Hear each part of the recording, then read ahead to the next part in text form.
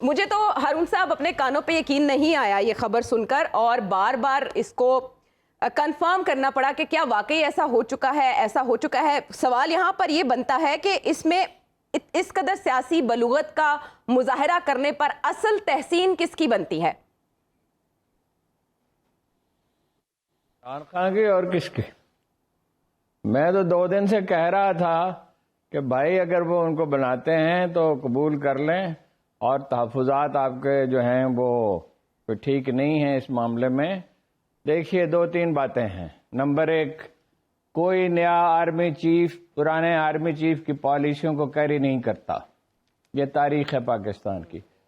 Number 2، ملک کے حالات ایسے ہیں کہ فوج میں یہ احساس پیدا ہو چکا ہے کہ اسے سیاست سے دور رہنا چاہیے، غیر جانبدار رہنا چاہیے، اور امید ہے کہ وہ اس پہ عمل کریں گے. ان کا تاثر بھی اچھا ہے شخصیت کا. صرف ایک واقعہ تھا جس کی وجہ سے یہ سمجھا جا رہا تھا کہ عمران خان انہیں گوارا نہیں کریں گے، لیکن وہ بار بار اشارہ کر چکے تھے. ملک میں کنسنسس ڈیولپ ہو چکا ہے اس بات پہ کہ آرمی کو غیر جانبدار رہنا چاہیے، اور خود فوج کے اندر بھی جیسا میں نے عرض کیا یہ احساس موجود ہے. اس لیے خیر کی توقع رکھنی چاہیے. اور عمران خان صاحب نے بہت اچھا کیا، کوئی تاخیر نہیں کی، مشاورت ان کا حق تھا. وہ ملک کی سب سے مقبول پارٹی کے سربراہ ہیں جس کے ووٹ اپنی حریف پارٹی سے کم 20% زیادہ ہیں. یہ تو ظاہر ہے کہ پی ڈی ایم ایک الائنس کے طور پر الیکشن میں نہیں اترے گی.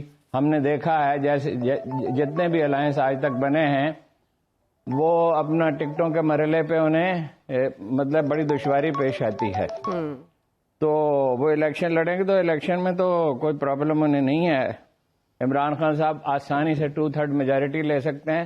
ان کا ہدف کیا ہے؟ ان کا ہدف ہے جتنی جلد ممکن ہو سکے، ویسے تو تاخیر ہو جائے تھوڑی سی تو کوئی حرج نہیں ہے، جتنی جلد ہو سکے الیکشن ہو اور فیئر اور فری الیکشن ہو. الٹے بھی لٹک جائیں ان کے حریف تو اب انہیں ہرا نہیں سکتے. What's next? کیونکہ اگلا مارکا جو ہے ہارون رشید صاحب وہ ہے عمران خان صاحب کا، کیونکہ وہ 26 نومبر کو دوپہر 1 بجے راولپنڈی میں احتجاج کی قیادت کرنے جا رہے ہیں. آپ کے خیال میں ان کے اب مطالبات کیا ہوں گے اور کس سے ہوں گے؟ مطالبہ تو ایک ہی ہے، جلد از جلد الیکشن اور فیئر اور فری الیکشن. ہم اس کی امید کر سکتے ہیں اس لیے کہ نئے آرمی چیف کو اپنا بھروسہ قائم کرنا ہے، اپنی ساکھ بنانی ہے، اور اس میں کوئی شبہ نہیں ہونا چاہیے کہ وہ ایسے ہی کریں گے. میرا خیال ہے وہ بہت سے تبادلے کریں گے اور اہم ترین عہدوں پر نئے لوگوں کو مقرر کریں گے. یہی ہمیشہ سے ہوتا آیا ہے. ہر آرمی چیف جو آتا ہے وہ اپنی اہم شعبوں میں اپنی مرضی کے لوگ مقرر کرتا ہے. باقی عمران خان صاحب نے کوئی جرم نہیں کیا ہے اور وہ ملک کی سب سے بڑی پارٹی کے سربراہ ہیں، انہیں بالکل نااہل قرار نہیں دیا جا سکتا. عمران خان کے بغیر پاکستانی سیاست ایسی ہے جیسے آپ ہیر رانجھا کی کہانی فلمانے کی کوشش کریں اور رانجھے کو نکال دیں اس میں سے. یہ کیسے ہو سکتا ہے؟ کوئی ادارہ انہیں نااہل قرار نہیں دے سکتا. نااہل قرار دیں گے تو شہر بند ہو جائیں گے، اور اس کا کوئی سوال ہی نہیں پیدا ہوتا. میرا نہیں خیال کہ کسی کے سر میں اتنا خناس ہے کہ وہ عمران خان کو نااہل کر دے گا. نہ عدالتیں انہیں نااہل کریں گی اور نہ انہیں الیکشن کمیشن کی تو خیر یہ اختیار ہی نہیں ہے. اور فوج کے بارے میں ہم سمجھ رہے ہیں کہ وہ غیر جانبداری سمجھ کیا رہے. مجھے یقین ہے پورا اس بات کا کہ وہ 3 چیف نواز شریف صاحب نے اپنی مرضی سے مقرر کیے تو نتیجہ کیا نکلا. میں کئی دفعہ یہ واقعہ آپ کو سنا چکا ہوں، پھر دہراتا ہوں کہ ریٹائرمنٹ سے 1 ہفتہ پہلے جنرل صاحب نے مجھے یاد کیا، جنرل کیانی صاحب نے، اور انہوں نے مجھے کہا کون آرمی چیف ہوگا. میں نے کہا سر آپ مجھ سے پوچھ رہے ہیں، آپ کو پتہ ہونا چاہیے.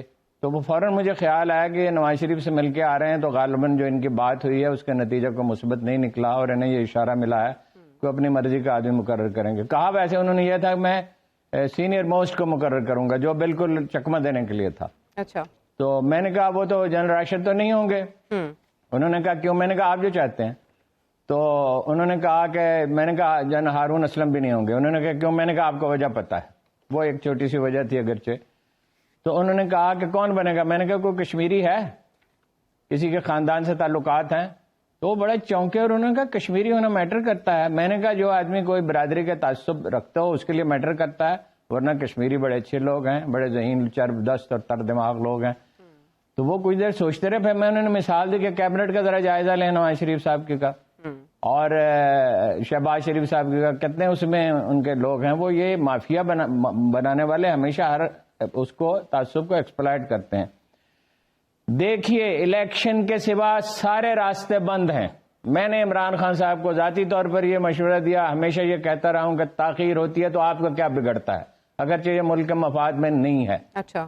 اور الیکشن میں آج جو سروے ہوا ہے 59% لوگ یہ کہتے ہیں، جو آج سروے سامنے آیا، ظاہر ہے 2-3 ہفتے میں ہوا ہوگا، 59% لوگ کہتے ہیں عمران خان ملک کو کرائسس سے نکال سکتا ہے، اور 19% لوگ کہتے ہیں نواز شریف نکال سکتا ہے، اور 1% لوگ کہتے ہیں زرداری صاحب نکال سکتے ہیں، اور 4% لوگ کہتے ہیں شہباز شریف نکال سکتے ہیں.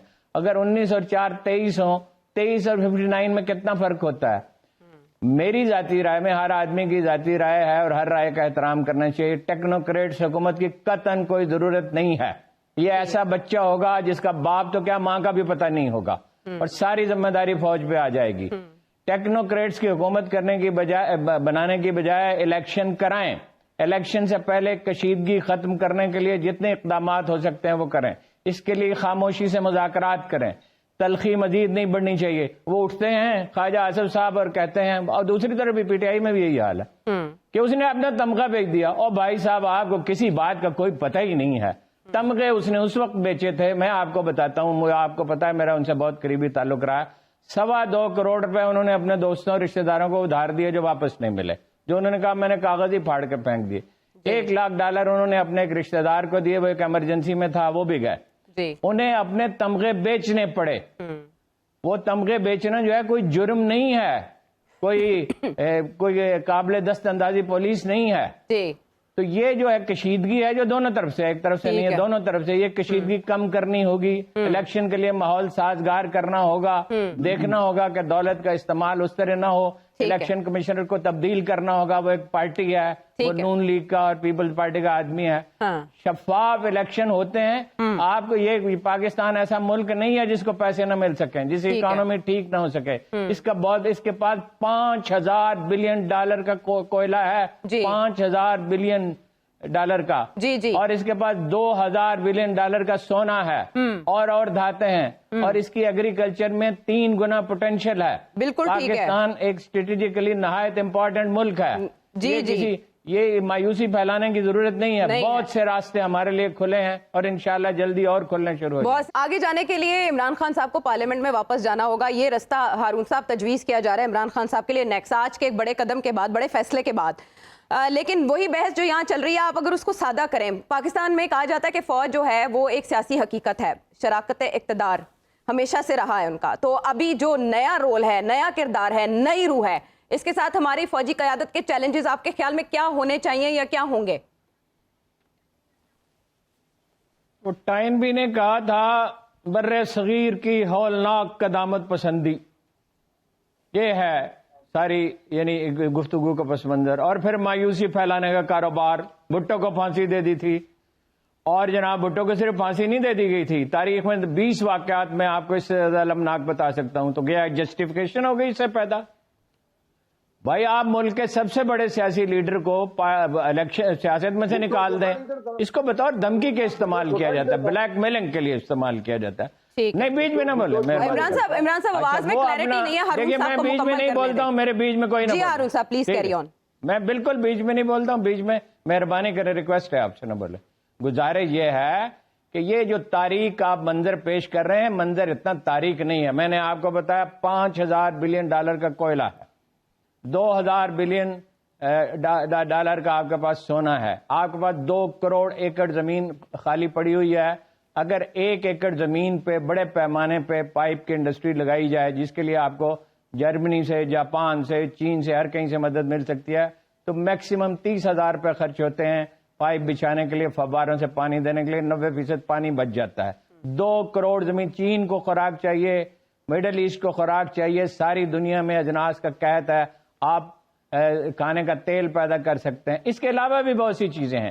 FBR کی تشکیل 9 کر دی جائے تو کم از کم باقی مہینوں میں 1,500 ارب روپے زیادہ کمائے جا سکتے ہیں.